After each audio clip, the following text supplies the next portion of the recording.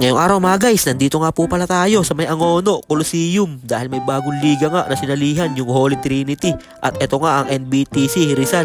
At ang magkalaban nga pala dyan ay Empar Basketball versus Holy Trinity. Malalakas nga din pala yung mga kasalin team dito sa NBTC. At para sa mga hindi nagtatanong, 19 under nga lang pala to. Kaya kung wala kayong ginagawa ay samahan nyo muna kami dito sa aming trip. Let's go!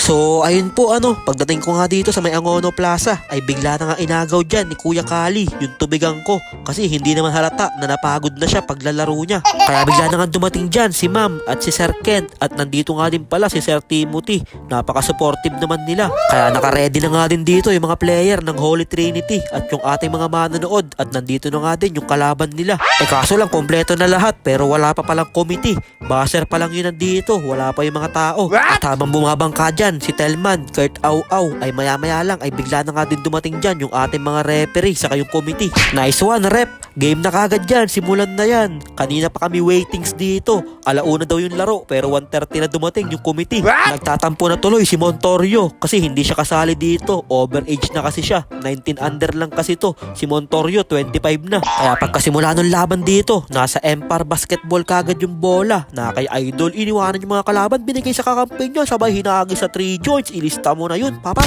Kaya na kay Prime Didic dito, binigay kay McDaddy sa ilalim. Hindi na siya nasabayan ng kalaban niya. Na kay Prime Didic na naman dito, binigay sa ginoo ng palangoy na si Wesley Casio. Nagpakawala na din ng isang 3 joints. Kaya agawan dito sa bola, kanino mapupunta? Na kay Telman, Kurt Au-Au, tinira, mintis lang siya, mintis na naman, pero siya pa din nakakuha. Iba talaga ang sipag ni Kurt Au-Au.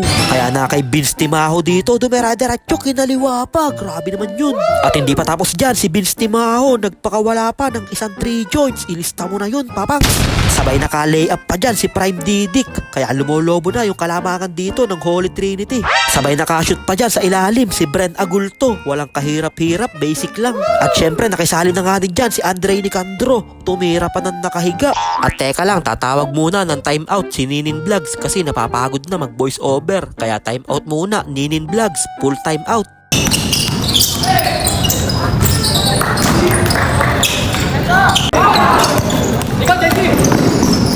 At kakapasok pa lang ng hari ng Food Panda na si Tolchem, nagpakita kagad siya ng isang layup. Kaya agawan dito sa bola, kanina mapupunta, nakakuha ni Sir Daniel. Biglang tinira sa perimeter, ilista mo na yun, papangs. Kaya tuwan-tuwa sila dito. Panis daw si Sir Kent at si Sir Timothy sa mga tinatagong pull-up jumper ni Sir Daniel. At hindi pa siya tapos dito, nagpakawala na naman ng isa pang pull-up jumper. Mukhang super condition na si Sir Daniel. Pwede nang ilaban to sa mga big man ng New Zealand. Sabay nagpakawala pa dyan ang hari ng Food Panda na si Tolchem ng isang 3 joints. Ilista mo na din yun, papangs. At hindi pa tapos dyan, magpakitang gilas ang hari ng Food Panda. May kasama pang foul and 1. Partida daw, hindi pa nag-e-ensayo yan si Tolchem. Puro lang yung pambubuhaya sa Food Panda.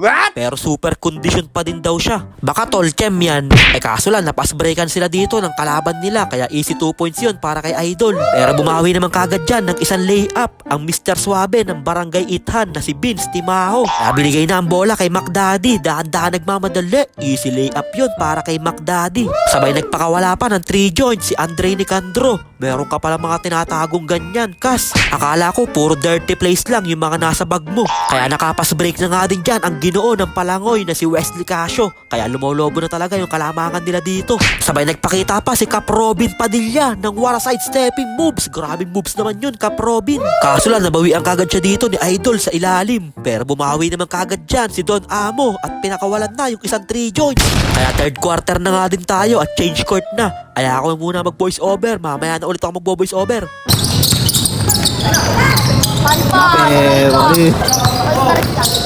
Wala pa rin, aray. Matis ka boy. Palpal. Donkey Donut. Bye. Palpal.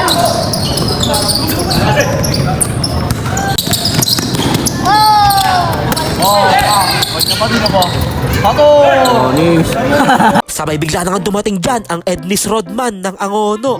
Kung kilala nyo siya, i-comment nyo lang dito sa vlog ko na to pag napanood nyo. Dahil isa nga yan sa mga MVP dito sa Angono. Sabay nakashoot pa dyan sa ilalim si Kurt Au. At patapos na nga din yung third quarter. Kung na-shoot nga to ni Wesley Casio, malamang 10 points yun kung pumasok. Kasi grabe yung tira na ginawa niya dun, malaluka pardo. Sabay nakapas break pa dito si Don Amo, dumire-diretso sa basket, easy layup yun.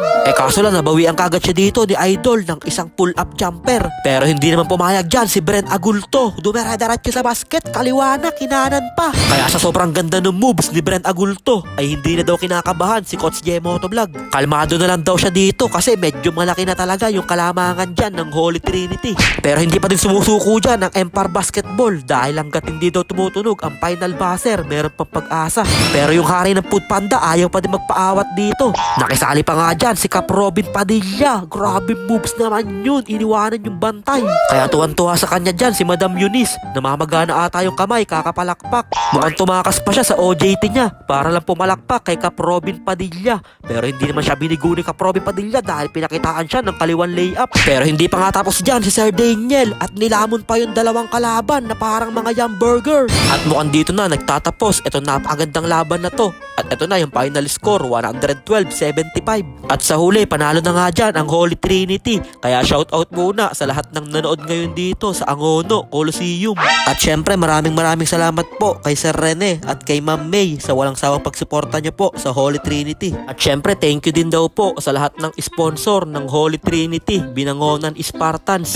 Thank you daw po sa Just Donuts, sa Okami Warriors at syempre sa Project Zay. At meron pa nakakilala sa atin dito na mga bata. Pa-shoutout naman daw sila. Shoutout sa mama ko! Maganda! Shoutout kay Edwin Routers tsaka kay Bombetis Back. Oh, ikaw, shoutout! Wala! Shoutout kay Ethan tsaka kay Manny!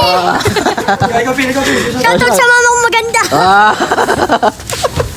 Kaya yun lang mga guys, maraming salamat nga po pala sa walang sawang pagsuporta at sa palaging panonood. I-follow nyo na si Ninin Vlogs para sa mga susunod pang vlogs. Mag-ingat po kayo palagi. Bye bye yo!